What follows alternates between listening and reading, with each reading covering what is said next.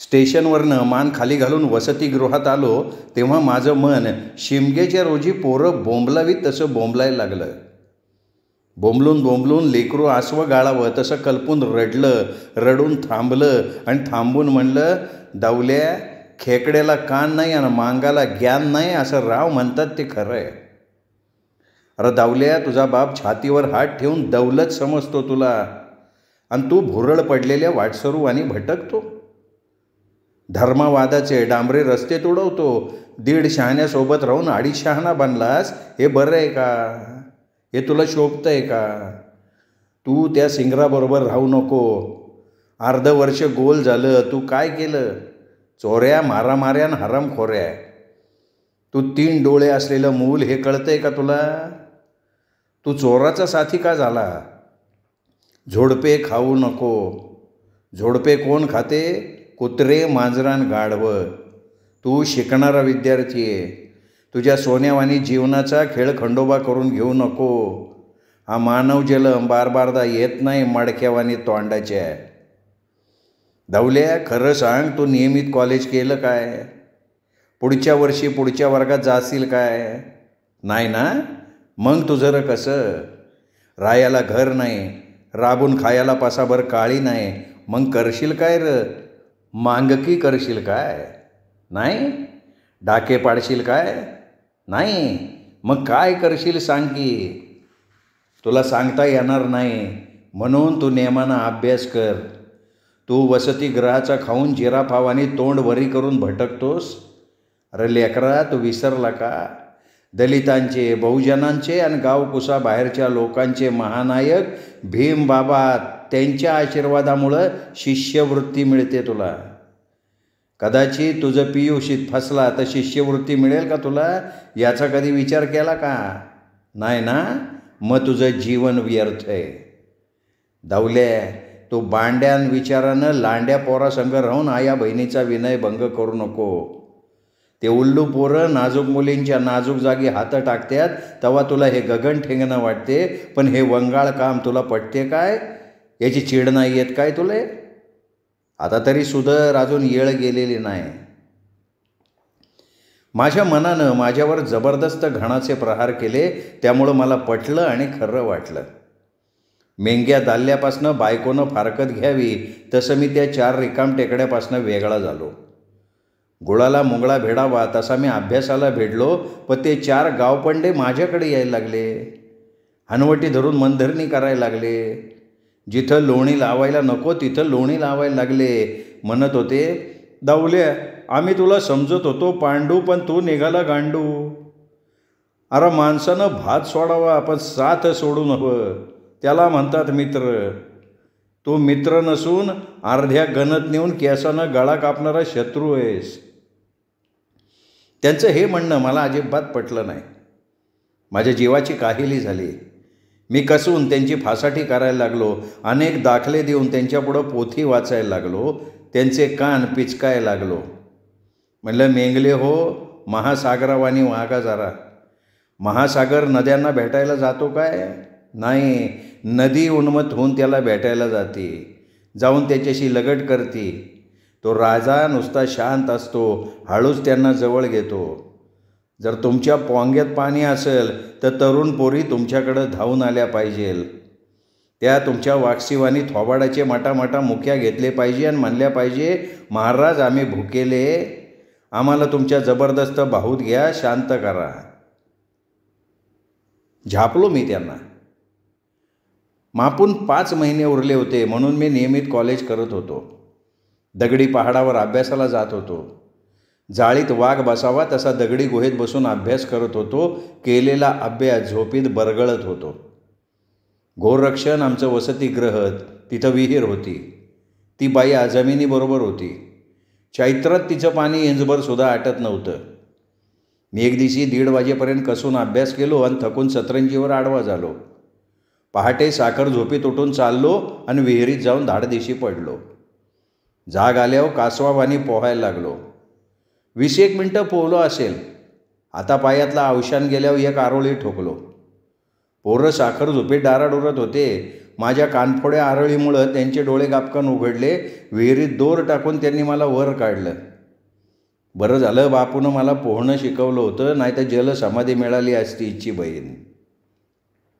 अंगापरीच बॉंगा आणि कुठं चालला स्वांगा अशी माझी गत झाली होती. परंतु मी त्या गतीला सावरलो. कसून आणि कंबर बांधून मागचा अभ्यास भरून काढलो. प्रीची परीक्षा देऊन सही सलामत घरी आलो. तेव्हा बापूचं पडलेलं कॉलर उभं राहिलं आणि म्हणला, दौलत काय म्हणतं तुझं कॉलेज? कॉलेजात लय मजा असते असं लोक म्हणतात, हे बरोबर आहे का नाही? वर्षानं पास वय तरच मज्जा, नाही तर सज्जा. शिकून सवरून पुढं जाय तरच आपलं भलं हाय. असं बोलून बापू छाती वर करून गावात काम विचारायला लगबगीनं गेला. 10वीत असताना मी बराच रोड होतो, कारण त्या वसतिगृहात पोटाला पोटभर भाकर मिळत नव्हती. बऱ्यापैकी आहार मिळाल्यामुळं मी अंजनाच्या ओल्या खोडावानी चिकना चोपडा झालो होतो. माय माझ्याकडे बघून हसलेन म्हणली, दौलत कसा मकच्या कणसावानी टच भरलाय, पिळ्याच्या काठीवानी पिळदार झालाय. माझा म्हातारपणाचा दांड्या रावाच्या पोरावानी चमकदार दिसालाय. मायनं माझ्या लसलशी देहाचं वर्णन करून पोटभर हसली. माझ्या पुढ्यात ताट आणून ठेवली. मी भाकरीचे तुकडे गिळले, अंगणात बसलो. तेव्हा भावकीचे पोरं गारुड्याभोवती माणसं जमावी तशी जमली. कॉलेजातली मजा सांगा म्हणायला लागली. मी बोलावं म्हणून बोललो की अरे बाबा, कॉलेजात मजा नसते, अभ्यास करून तेल गळते, तवा कुठं पोरगं पास होते. अंगा डँगा केलं का चिखलात फसते. कॉलेजच्या जिनं नादर नसतं र. दौल्या, कॉलेजात मजा असती, ती मजा सांगायची नाही तुला, म्हणून तू या बोटावचा थोका त्या बोटावर न्यायला. खरं का खोटं बोल? मी त्यांना प्रतिसाद न दिल्यामुळे ते भोळे ज्याच्या त्याच्या घरी रवाना झाले. आम्हाला कॉलेजातली मजा सांग असं त्यांनी पुन्हा कधीच म्हटलं नाही. वसतिगृहात वेळेवर 4 घास पोटात पडत होते. घरी मात्र पडत नसत, म्हणून माझं काळीज भगभग करायचं. मी, माय, हेमंत, जयवंत आणि बळवंत हे 5 तोंडं खाणारे असल्यामुळे बापूला खूप जड जायचं. मी थोरला असल्यामुळे माझं आतडं पिळायचं, म्हणून मी रमण्या माळ आणि डुकऱ्या माळाच्या जुगाळ्यात वाघावानी शिरून लाकडं मोडायचो. लाकडाची मुळी पिवळ वेलानं किंवा वासनीच्या वेलानं बांधून तिला डोक्यावर घेऊन उमरीचा आडवळणी मार्ग धरायचो. घामाचे पैसे मायजवळ ठेवायचो. ती त्या पैशाची ज्वारी घेऊन जात्यावर दळून भाकर तुकडा करून आमच्या पुढे ठेवायची. दौलत, असंच काम करून आम्हाला पोस र बाबा, माय हसत म्हणायची. मंगळवार बाजाराचा दिवस. त्या रोजी मी 5-6 फुटाची मोळी मड्यावानी घेऊन उमरीला गेलो. मोळी घ्या मोळी असा गळा काढून चिरकाय लागलो. नव्या उमरीत माझ्या मोळीला डवळं कुत्रं बी हुंगलं नाही. चिरकून आणि ओरडून डालडा खाल्ल्यावर गळा बसावा तसा माझा गळा बसला. म्हणून मी जुन्या उमरीत पाय ठेवलो. त्या चौकात मला मॅट्रिकमधली वर्गमैत्रीण भेटली. तिचं नाव मंगला. एकदम शुद्ध मराठीत बामणाच्या पोरीनं बोलावं तसं बोलायला लागली. काय रे, नाव काय तुझं? कुठेतरी कधीतरी पाहिल्यासारखं वाटतंय तुला. किती रुपयाला मोळी देतोस बोल? बाईसाहेब, मोळी विकायची नाही मला. बऱ्या घरच्या डाऊलदार आणि ठेक्यावर चालणाऱ्या बोलणाऱ्या पोरी गरीबाला आरपार विसरतात, पण गरीब मात्र पैसेवाल्याला विसरत नाही. हे जग माणुसकीचं नाही, नामुसकीचं आहे. दौलत, मी विसरले नाही तुला. मॅट्रिकमध्ये असताना किती गोंडस आणि हादग्याच्या फुलावानी लसलस होतास. तुला दिसट लागत होती. आता रानावनात भटकून किती रखरख झाला आहेस. मी मोळीच आणायला बाजारात चालले होते. बरं झालं तू भेटलास, चल घरी. आम्ही बालमैतर. ती माझ्या ओबड धोबड देहावर तिचा कोवळा जीव ओवाळून टाकली होती. अधूनमधून तेल साबणाला पैसा घ्यायला माझ्या खिशात कोंबत होती.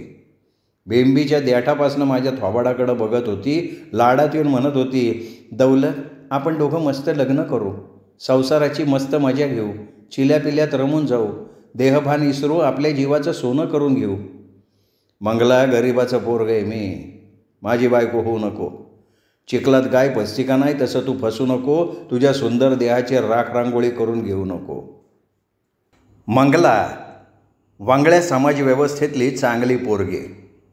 बायको दाल्ल्यावर प्रेम करावी तशी ती माझ्यावर करायची. माझ्यावानी झोपीत बरगळायची. जाग आली की खडबडून उठायची. डोळे चोळत अंगमोड्या द्यायची. तेव्हा ती खूप नादर दिसायची. अशी होती ती प्रेम दिवाणी मंगला. तर मी काय सांगत होतो, तर मी तिच्या दारात धाडकन बांताड्या मोळी टाकलो. सोयऱ्याला पाणी द्यावं तसं ती तांब्याभर पाणी दिली मला. मी थंडगार पाण्यानं हातपाय धुवून बोलायला लागलो. मंगला, तुझं मंगल होवो, तुझी म्हाडी कळसाला जावो, तू 2 पोराची माय होवो. असंच कावा तरी कुठंतरी निवांत आणि एकांतात भेटू. बरं निघतो मी. दौलत, अरे वेडा झालास का काय तू? परका बोलावा तसं बोलतोयस? नक्कीच वेड लागलाय तुला. तू ह्या घरचा भावी जावई आहेस. स्वयंपाक करते, जेवून जाय. मंदलवाडाचा नंदीमान हलवावा तशी मी माझी गर्दन हलवून तिच्या ओसरीत पाय पसरून भड्यावानी अंग खाजवत बसलो होतो. स्वयंपाक झाला असा तिचा मधुर आवाज माझ्या कानावर आदळला. मी भीत भीत तिच्या घरात जाऊन मांडी मारून बसलो तेव्हा तिने भरलेलं ताट माझ्या पुढ्यात आणून ठेवली. माझं पोट पाठीला जाऊन भिडलं होतं म्हणून मी खाली मान घालून भाकर भाजीवर ताव मारत होतो. मंगला थट्टेनं म्हणाली, खादाड बसले जेवायला आणि कंजूस बसले वाढायला. अशी म्हणीत थट्टा करून ती तिचं नाजूक पोट धरून पोटभर हसली. तिच्या वादीवानी देहाला कोल्हापुरी झटका देऊन घरात जाऊन भाकर भाजी आणून माझ्या ताटात ठेवली आणि म्हणली, दौलत, अरे कपडे किती फाटले तुझे? पैसे नाहीत का काय? मंगला, अगं पैसे असते तर कपडे घेतले नसते वय. मग दौलत, तू आता अशा मोळ्या विकून पोट भरणार आहेस का? मंगला, मी मोळ्या विकणार नाही, मी खूप शिकणार आहे. तू शिकतोस? ती माझ्याकडे टक लावून बघत म्हणली. कुठल्या वर्गात आहेस? प्री आर्टमध्ये होतो, परीक्षा देऊन आलो आहे. पास होशील? होईन की. अरे कॉलेज कुमार, तू भिकाऱ्यावानी राहतो. मग काय राजकुमारवानी राहू? दौलत, कुत्र्याच्या शेपटासारखा वाकडा आहेस तू. सरळ केव्हा होशील का रे? मंगला, मी सरळ बोलतो ते वाकडं वाटतंय तुला. मी काय करणार त्याला? दौलत, मी पैसे देते तुला, कपडे घे, मस्त राहा. मंगला, दिलेले पैसे पुरत नसतात, घामाचे मातोर सरत नसतात. तुझे पैसे तुला लागला. गप रे, माझ्याच पैशाचे कपडे घे, कॉलेज सुरू झाल्यावर झकासपैकी घाल. दौलत, एक विचारू, राग नाही ना येणार? अरे बेंदव विचार, नाही येत राग मला. दौलत, बाबांच्या बरोबर मी निझामाबादला जात होते तेव्हा तू एका माणसाचे बरेच पैसे चोरलास. शपथ आहे माझी तुला, लोकांचे खिसे कापून खाकीवाल्याच्या तावडीत सापडू नको. मंगला, तुझं म्हणणं अगदी खरं आहे. परिस्थिती आणि खानदानी बेशरम मैतर माणसाला चोरी शिंदळके करायला शिकवतात. दौलत, मित्रांना दोष देऊ नको. त्यांनी तुला कोरड्या विहिरीत उडी टाक म्हटलं तर तू टाकशील का? नाही ग. हे बघ, त्यांना दोष देऊन स्वतःचं शांतवन करून घेऊ नको. कष्टामुळे प्रगती होते, चोरीमुळे अधोगती होते. हे बोल तुझ्या काळजावर कोरून ठेव. हप्त्याला 1 मोळी टाक घरी, त्यानिमित्तानं का होईना आपली भेट होईल. 4 गोष्टी बोलता येतील, गुजगोष्टीत रमता येईल. दौलत, बाबा तुला चांगला गुणी आणि नामी मुलगा समजतात, तुझ्यावर स्तुतीसुमनं उधळतात. बरं झालं ते आज घरी नाहीत म्हणून बिनफिकीर बोलता आलं. आज मंगळवार, कपडे घे, शिवायला टाक. पुढच्या वारी 1 वाजता मोळी घेऊन ये, तेव्हा आईबाबा घरी नसतात. न विसरता ये काय? बिघडलेल्या दाल्याला समजून सांगावं तशी ती 4 गोष्टी बोलली. कपड्यापुरते पैसे माझ्या खिशात कोंबून साडीचा कोमल पदर तिच्या डोळ्यांना लावली तेव्हा मी जड अंतःकरणाने तिचा निरोप घेतलो. मोळ्या विकण्यात आणि मोलमजुरी करण्यात धरणीमाईला आग लावून मजा बघणारा उन्हाळा गोल झाला. तिला दिलासा देऊन कवेत घेणारा पावसाळा आला. प्रीचा निकाल माझ्याकडून लागायला नको होता, पण लागला. मला आनंद झाला. मी चोऱ्या करून आणि रेकड्या मुलींचा विनयभंग करणाऱ्या गाढवासोबत राहून वरच्या वर्गात पाय फरकत गेलो. हिवाळ्यात झाडाची पानं गळावी तसे माझे साथीदार गळाले. त्यांनी हाती न लागणाऱ्या रंगीबेरंगी पाखरांना पिंजऱ्यात टाकायचा वायफळ प्रयत्न केला म्हणून त्यांचा अमूल्य वेळ वाया गेला. मला खूप खेद वाटला. मोठ्या आनंदानं मी धर्माबाद इथल्या शास्त्री कॉलेजात प्रवेश घेतलो. पोटापाण्याचा प्रश्न लवकर सुटावा म्हणून मी इंग्रजी वाङ्मयाची निवड केलो. परंतु अभ्यासात मात्र मन जसं पाहिजे तसं लागत नव्हतं. ते इकडं तिकडं वाट दिसेल तिकडं वेडं भटकावं तसं भटकत होतं. त्यात पैशाची चणचण. दादा मला पैसे पाठव म्हणून कधी हेमंतचं तर कधी जयवंतची पत्र येत. जवळ फुटकी कवडी नसल्यामुळं गुळगुळीत काळजाला चाळणीवाणी भोकं पडत. माझे साथीदार गळाले तरी ते पुतं धर्मवादात राहत होते. लोकांनी चिवडलेल्या गावगोद्यांना भोगणं आणि खिशे कापणं हा त्यांचा मुख्य व्यवसाय झाला होता. ते महाराष्ट्रात चोऱ्या आणि मारामाऱ्या करत नसत, आंध्रात जाऊन गब्बर लोकांचे खिशे कापत. त्या पैशावर वाट चुकलेल्या बायांच्या साड्यात गडप होत. नंतर 10 नंबरी बिर्याणी पोटात टाकत. धर्माबाद ते हैदराबाद प्रवास करून लोकांच्या खिशाच्या चाळणी करत. त्यातला चौथा वाटा खाकीवाल्यांच्या हातावर ठेवत, मग खाकीवाले त्यांना प्रोत्साहित करत. त्यामुळे त्यांचं धाडस गगनाला जाऊन भिडलं होतं. एक दिवशी त्यांनी एका बॅगवर डल्ला मारून कॉलेज कुमारावानी भारीचे कपडे घालून वसतिगृहात आले, तेव्हा काळोखानं धरणीमाईवर आपलं साम्राज्य पसरवलं होतं. पानं चगळत आणि गावगोदीला डोळे मारलेवानी डोळे मारत म्हणले, बोला दौलतराव, आपलं कसं काय चालू आहे? काय रे बाईली अड्यानो, कसं काय येणं केलं तुम्ही? दौल्या, आज नवं कोरं पाखरू मागतोय मी, काय करावं, काय उपाय सांग. कौसाली हो, नखरे करू नका, अभ्यास करा, प्री पास व्हा. तुमच्याच्यानं होत नसन तर एक नामी उपाय आहे. अरे आमच्या संघ रत्नाळीला चल की, तिथं रत्नवानी एका परीशी एक पाखरं मिळतात बघ. घरचं झाले थोडं आणि येवयानं दाढलंय घोडं. मल्याचं मल्याला आणि कोल्ह्याचं कोल्ह्याला. माझी आर्थिक स्थिती नाजूक आहे, मला अभ्यास करून पुढं जायचं आहे. बाबू दिवाने हो, मला वेळ नाही, तुम्ही जाऊ शकता. दौल्या, आज आम्ही तुला कोणत्याही हलतीत नेणार, तू म्हणशील ते तुला खायला घालणार. तू फक्त आमच्या संघ चल रे. हे बघा, मी आहे विद्यार्थी, मी काय पोटार्थी नाही. काय चांगला डालला हाती लागला वाटतं आज, नाही का? म्हणून तुमच्याजवळचे पैसे वळवळ करायलेत. अरे म्हणून म्हणतो आमच्यासोबत चल. मी तुमच्या संघ येत नाही का मी तुमचं काय खात नाही. दौल्या, तुझ्या पायावर डोसकं ठेवतो, तू फक्त चल आमच्याबरोबर. तू असल्या बिगर रंग नाही येत. दिन्या, मी येत नाही, फुकट खाणं मला आवडत नाही. बघ बाबा तुझी खुशी. माझ्या इच्छेविरुद्ध आणि त्यांच्या आग्रहास्तव मी त्या वाट चुकलेल्या येड्यांबरोबर अंधार चरचर कापत आडमार्गानं निघालो. दगडधोंड्याच्या लाथाबुक्या खात पुढं सरकत होतो तेव्हा रत्नाची रत्नाळी पुढे येऊन उभी राहिली. तिने आमचं स्वागत केले. चौघं 4 कोट्यात हसत हसत घुसले. त्या झोपडीत 32 वर्षाच्या वाट चुकलेल्या बाया साज शिंगार करून गिरायकाची पाखरावानी वाट बघत बसल्या होत्या. त्यातली एक बाई गालाव लटकं हसू आणून म्हणली, भाऊजी, आणखीन एक रंभा पाहिजे ना तुम्हाला? कशाला? मी तिरस्कारयुक्त स्वरात बोललो. मी त्यासाठी इथं नाही आलो. या पुतांबरोबर मी आलो आहे. तुमचं चालू द्या बसणं उठणं, मी देखरेख अधिकारी आहे, अंगणात फराकत बसतो. असं म्हणून मी 18 खणी आणि खेटरं राखी कुत्र्यावानी उष्ट्या खापराची खेटरं राखत अंगणात बसलो होतो तेव्हा एक सडक छाप माणूस झोपडीतनं चेंडू आल्यावाने बाहेर आला. त्याच्या मागं एक बाई होती. हातवारे करत जबरदस्त शिव्या हसडायला लागली. शेण खाऊ बसते वेळेस काय वाटत नाही ना, गंडे देणं जीवाव येतं काय तुझ्या? अरे तुझ्या मुखात गावऱ्या पडू दे रे शेण खाऊ.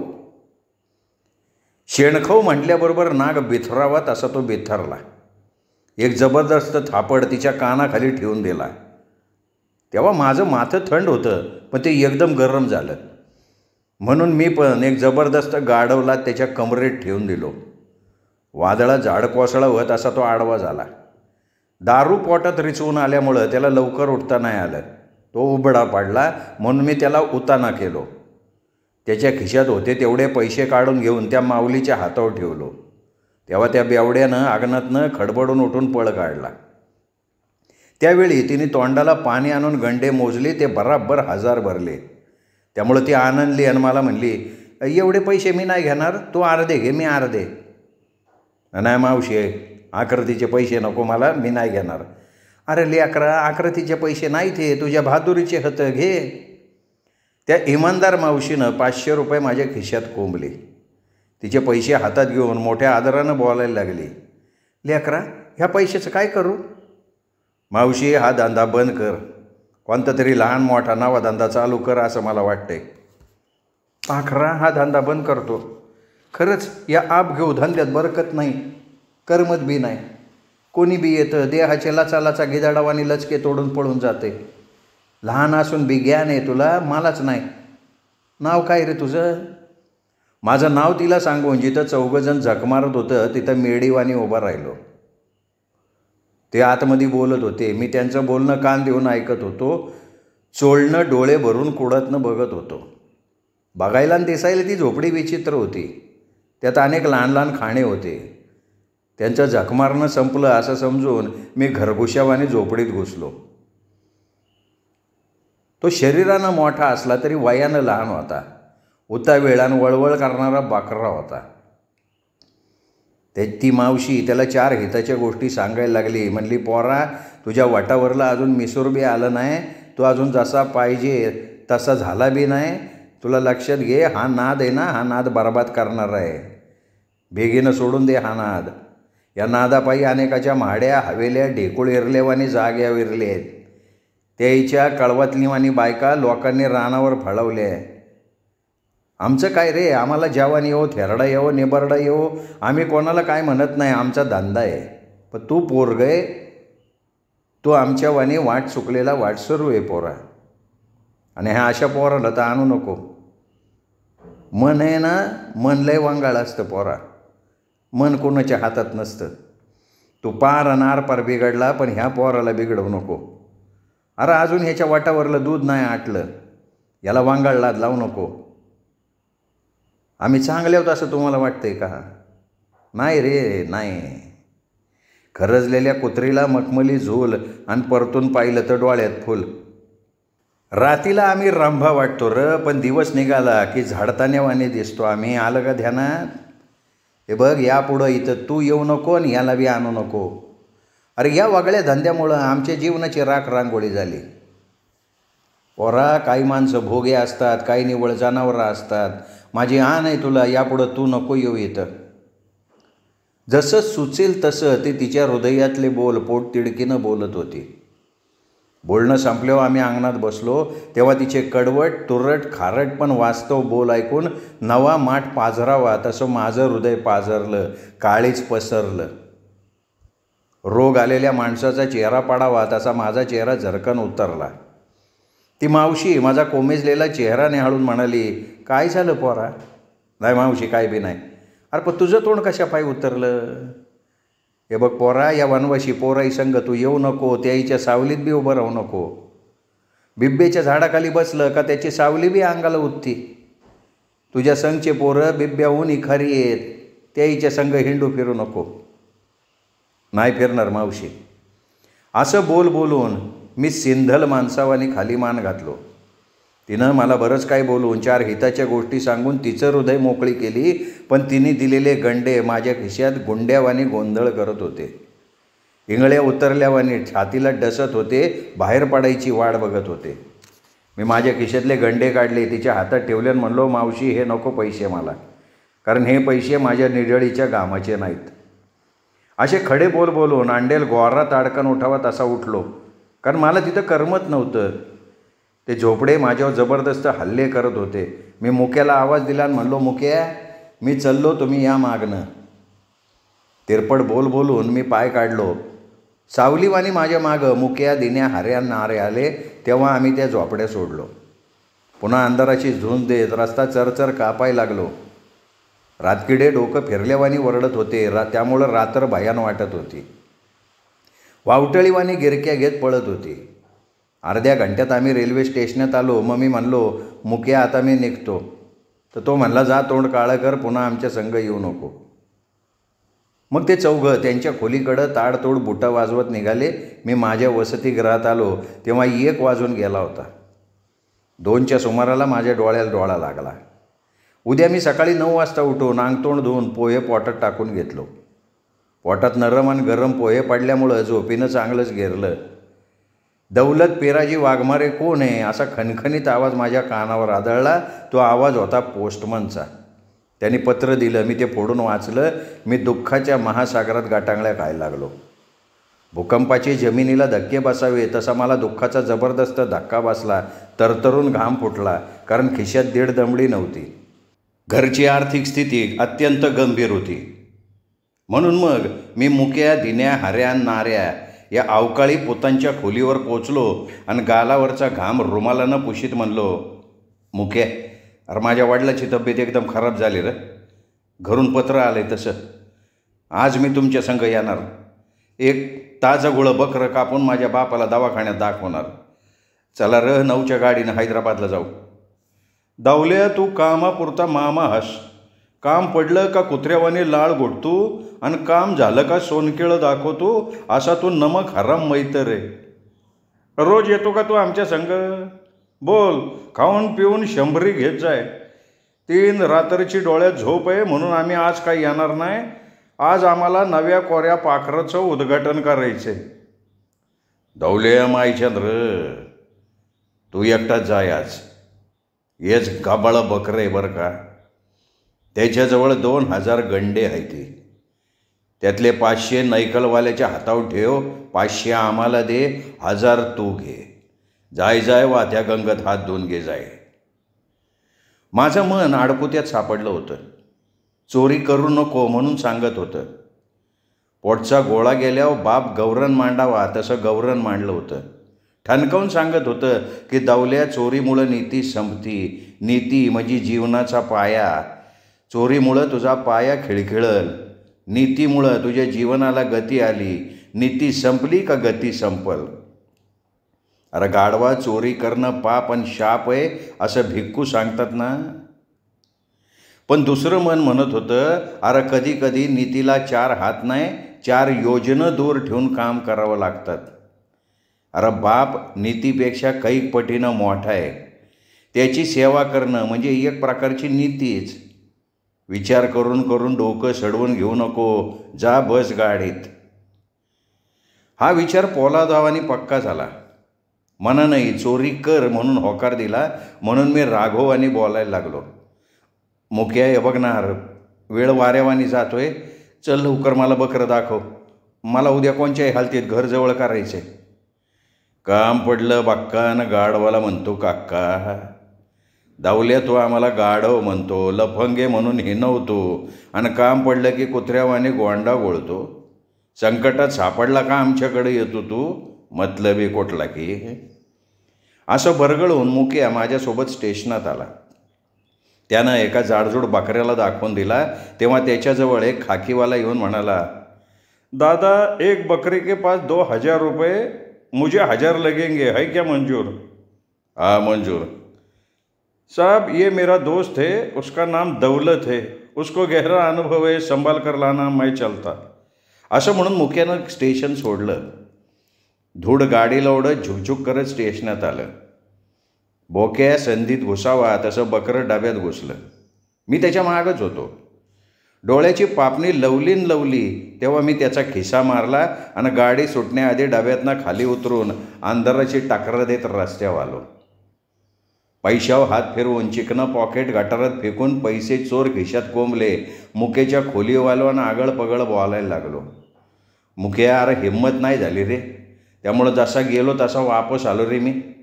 मी सबसेल खोटं बोललो. दावल्या रंडूळ बेगे आहे तू, बकरं फालतूचं सोडला. उद्या त्या खाके कुत्र्याला फुकट पैसे द्यावे लागतील मला. धोकेबाज आहे तू. रंडूळ बेग्या म्हण का धोकेबाज म्हण, मी निघालो उद्या गावी. असं एकाचं 2 सांगून त्याला गुंगारा देऊन गौरक्षणात येऊन पायावर पाय टाकून सांडावानी सतरंजीव आडवा झालो. रात बिंग पळत गेली. सकाळ धापा टाकत आली तेव्हा मी एक 1.5 पिवळ्याची पिवळी धमक भाकर पोटात टाकली. 11:30 वाजता रेल्वे स्टेशनात आलो. अर्ध्या तासात गाडी बोंबलत आली. मी तिच्यात बसून घरी आलो. बापूला खरंच बरं नव्हतं. चित्यावानी चपळ बापू नुसता हाडाचा सापळा झाला होता. त्याच्या दुखण्यामुळं माय खंगली होती, दमली होती, वेडी भंगावी तशी भंगली होती. लोकांचं ढोर काम करून शिनली होती. वारं आलं का कुंद्याची काडी हलावी तशी हालत होती. बापूच्या मासोळीच्या काट्यावानी देहाकडं बघून माझे उंबरे ठेवल्यावानी डोळे पाणावले. ते मायनं तिच्या फाटक्या पदरानं पुसले तेव्हा कुठं मला बरं वाटलं. माय आणि बापूच्या सुरकुत्या पडलेल्या देहावर साप केवड्याच्या फुलावर खेळावा तसं दारिद्र्य खेळत होतं. थैथे नाचत आणि बागडत होतं. आमची आर्थिक स्थिती बापूच्या आजारपणामुळे एकदम खालवली होती. अशा स्थितीतही त्याच्या चेहऱ्यावर हिंमत बेगड चमकावं तसं चककत होते. त्याला चोरी, लाचारी आणि बनवाबनवी अजिबात पटत नव्हती. तो खानदानी बेडर आणि निडर होता, कोणाला न दाबणारा, खंबीर आणि नीतीची कास धरणारा माणूस. शेंदळकी आणि वडाळकी त्याच्यापासून कैक योजनं दूर होती. बापू तथागताचे विज्ञानवादी विचार अप्रत्यक्ष का होईना काटेकोरपणे पाळत होता, म्हणून तो टोल्याला भीमटोला देत होता. त्याला बघलं की चाबरे न हागरे त्यांचा चाबरेपणा क्षणभर का होईना सोडत होते. जेव्हा मी घरी आलो तेव्हा दिवस पश्चिमेकडं उतारावरून माणूस सुळकावा तसा सुळकत होता. तेव्हा मायनं गुळाचा चहा बापूसाठी चुलीवर ठेवला होता. जाळाच्या धडक्यानं तांबूस आणि आंबूस चहा झाला होता. मायनं चुलीवरचं भगोनं सांडसीनं धरून खाली उतरून ठेवली तेव्हा चूल सरनावाने ढणढण करत होती, काहीतरी खायला मागत होती. त्यावेळी मी मारलेले गंडे खिशातनं काढले, बापूच्या घट्टे पडलेल्या हातावर ठेवून म्हणलो, बापू उद्या आपण दोघं दवाखान्यात जाऊत. डॉक्टर तुला तपासून गोळ्या औषध देईन, तुझं दुखणं दारियाला जाईन, त्यात गोछ्या खात राहीन.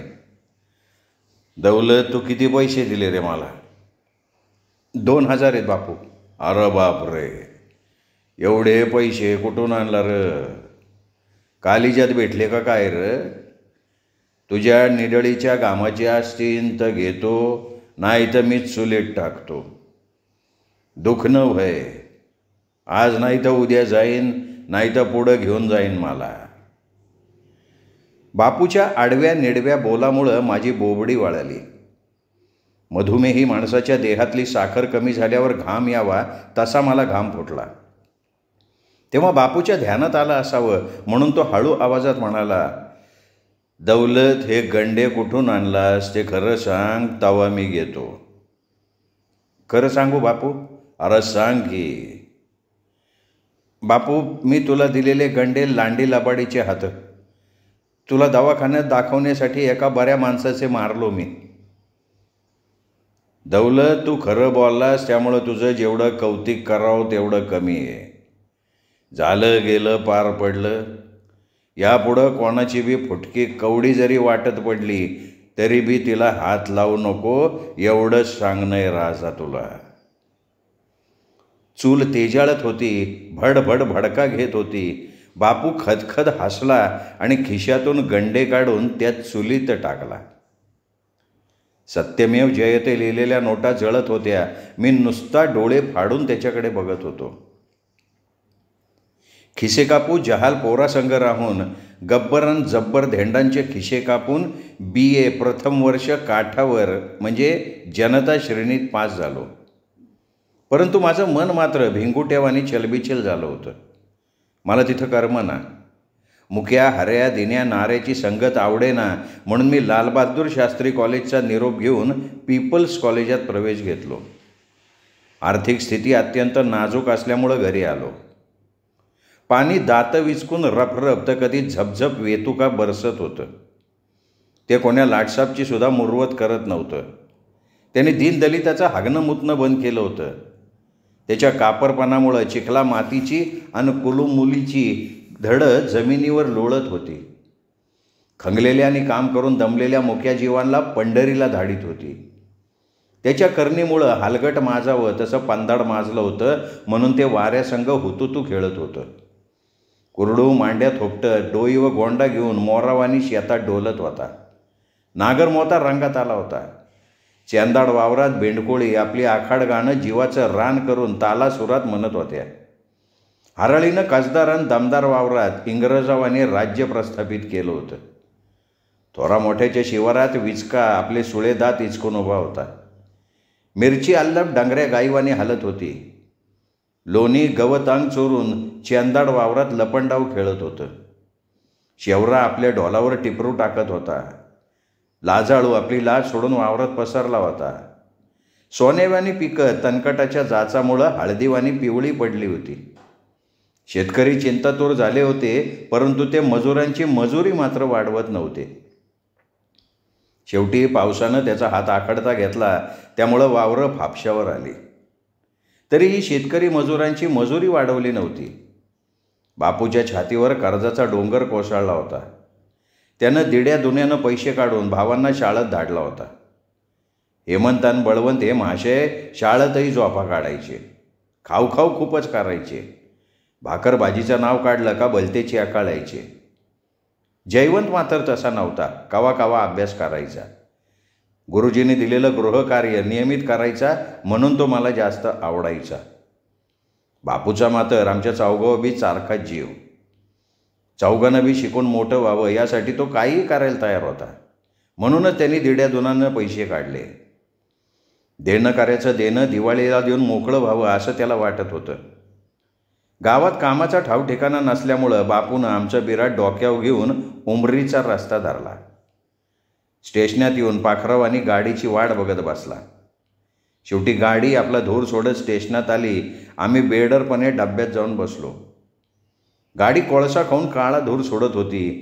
शिट्ट्या मारत धापश्या देत धावत होती. झाडं रंगात येऊन तिच्या भोवती फुगडी खेळत होती. लहान मोठं स्टेशनं मागं टाकत होती आणि धावून धावून तहान लागली की पाणी पोटात रिचवून घेत होती. ताजी तवानी आणि सरकारची भवानी होऊन कशासाठी पोटासाठी साहेबाच्या पोटासाठी हे गाणं गात लहान मोठी गावं जवळ करत होती. शेवटी धर्माबादीच्या स्टेशनात येऊन पाय गाळून आणि कंटाळून फुस्स करत थांबली. काही लोक चढत होते तर काही पाणी पिण्यासाठी खाली उतरत होते. मी पण चरवी घेऊन खाली उतरून काठोकाठ भरून रानबोक्या वळईत घुसावा तसा डाब्यात घुसलो. तेव्हा शेख पाशा शेख रहमान माझ्या मागच आला. तो मला जेबकत्रा म्हणून चांगला ओळखत होता. तो दगडी हृदयाचा माणूस गरीब लाचार बिना तिकीट प्रवास करणाऱ्या प्रवाशांचा त्याच्या हातातल्या बेतानं सुरकुत्या पडलेला देह फोडत होता. त्यांची नखापासून केसापर्यंत झडती घेऊन त्यांच्याजवळची थोडीफार असलेली पुंजी काढून घेत होता. त्या गरिबांना सक्तीनं त्यांची मातकट डोकी त्याच्या सपाट पायावर ठेवायला सांगत होता. बिचारी खेडूत त्यांची इच्छा नसतानाही त्यांची डोकी त्याच्या पायावर ठेवत होते. तेव्हा तो त्याचे सडकेन किडके दात काढून बेमुराद हसत होता. पाशाचा अवतार जगा वेगळा होता. 6 फूट उंचीचा धिप्पाड देहाचा माणूस, गिदाडावानी चोचीचा नगाऱ्यावानी पोटाचा हुप्प्या होता. मोगरीवानी पायाचा बिब्यावानी हाताचा रानहेला होता. जुलपे बंगाल केसाचा विदूषक होता. डांबरावानी देहाचा आणि बायाचे लचके तोडणारा सोनगेदाड होता. पाशा भेदभाव करणारा माणूस होता. त्याचे समाज बांधव बिना तिकीट प्रवास करताना तो त्याच्या हिरव्या तोंडातनं एक शब्दसुद्धा काढत नव्हता. त्यांना तोंड भरून बोलत होता. त्यांची मोठ्या आदरानं विचारपूस करत होता. मांडुळावानी जातीसंग माती खात होता. मायबापू डब्यात खाली मान घालून मांडी मारून बसले होते.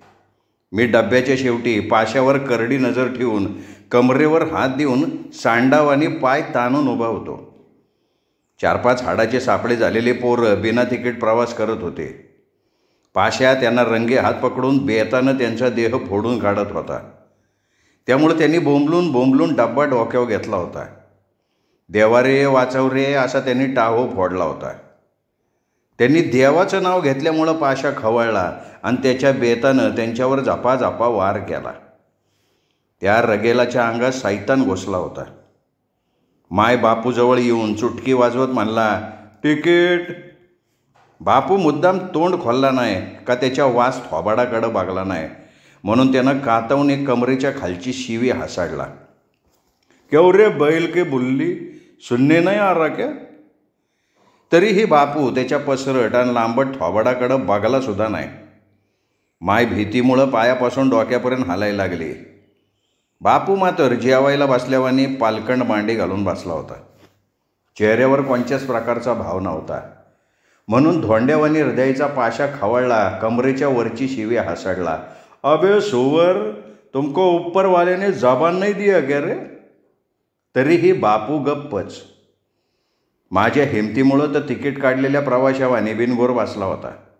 त्याच्या मनावर कोणत्याच प्रकारचं दडपण नव्हतं म्हणून तो मस्त मजूर बिडीचे झुरके मारत होता. खाली मान घालून बसला होता म्हणून पाशा हलगटावाने डरकाळला आणि मायवर शिव्या हासडला. ए तेरी तो उठ. मादरचोद, तुझ्या जेरूचं घुंगरू पोच्यानं वाजवलं. तुझ्या काय बापाची गाडी आहे कर? अबे फिर तेरे बाप की गाडी है क्या? मुझे तिकीट चाहिए, है क्या नाही बोल. माझ्याजवळ तिकीट नाही. बापूनं तोंड खोलल्यामुळं पाशा कुत्र्यावानी चावताळला. त्यानं त्याच्या आटारण्याला हुकूम दिला म्हणून 2 घोडमुंजे आणि हाडके पुंजे बापूच्या डोईचा छत्रीछाप पटका काढून त्या लगाळ्या कुत्र्यांनी त्याचे दोन्ही हात बांधून टाकले. तेव्हा बापू माझ्याकडं तर कधी पाशाकडं बघून हसता येईल तेवढा हसला. म्हणून तो एक जबरदस्त शिवी हासडून जीभ ओठावरनं फिरवत कातवून म्हणला, नमक हराम, तू पागल है या सडा हुआ मुर्दा है. मी पागल नाही का याडा नाही, तुझ्या बायकोचा यार रे. पाशाला आजपर्यंत असं वेडं वाकडं कोणीच बोललं नव्हतं का कोणी तोंडातनं एक शब्द बी काढलं नव्हतं. त्यानं अंदाज काढला हा वेडा नसून कोणीतरी जहाल गुंड असावा. म्हणून त्याने बापूला नम्र सुरात म्हणला, क्यों मेरे बाप, तुम्हारा नाम क्या है? पेराजी वाघमारे. तुमको कितने लड़के? 4 है. क्या काम करते?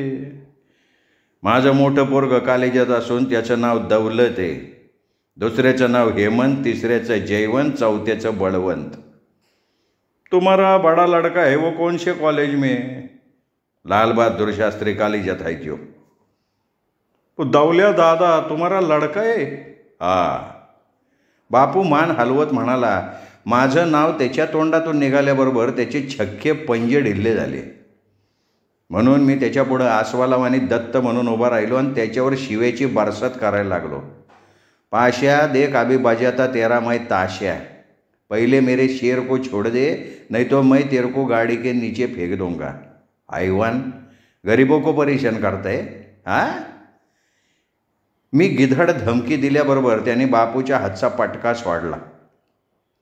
बापू त्याच्या थोबाडाकडे बघत डोईला पटका बांधला नवरदेवाने.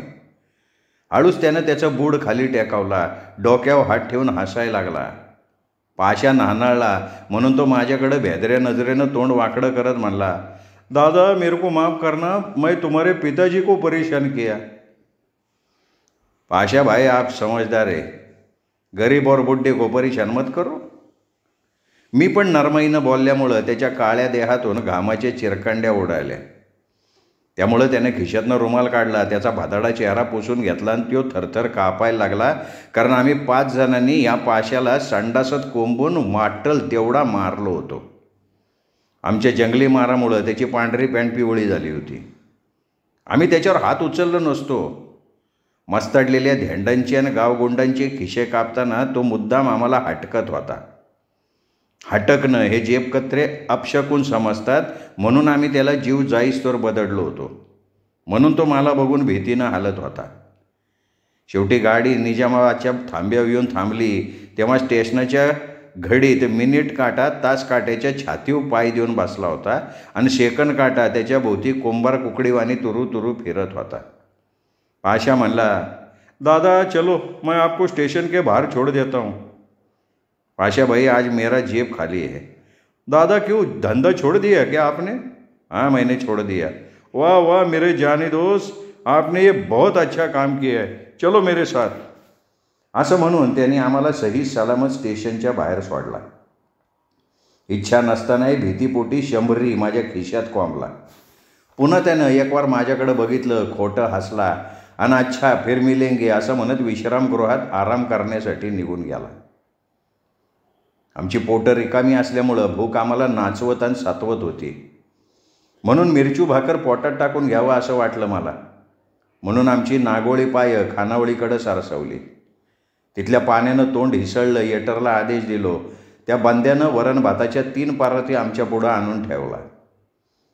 बऱ्याच दिवसानंतर वाघाला शिकार मिळाल्यावर तो त्याच्यावर तुटून पडावा तसं आम्ही वरण भातावर तुटून पडलो. बिल चुकतं केलं. स्टेशनच्या आवारात बिनफिकीर आडवे झालो. रात कावा आणि कशी पसार झाली हे सुद्धा आम्हाला कळलं नाही. श्रोते हो, जलमबेडी कादंबरीचा हा आजचा भाग इथेच संपला. पुढचा भाग ऐकण्यासाठी उद्या भेटूयात साहित्य पंढरी या कथाकथन चॅनलवर. पण श्रोते हो, अजूनही तुम्ही जर चॅनल सबस्क्राईब करू शकला नसाल तर आत्ता वरती जो साहित्य पंढरी लिहिलेला लोगो आहे चॅनलचा, या लोगोला टच करा, या लोगोला प्रेस करा आणि चॅनल सबस्क्राईब करा ही विनंती करतो. थांबतो. भेटूयात उद्या.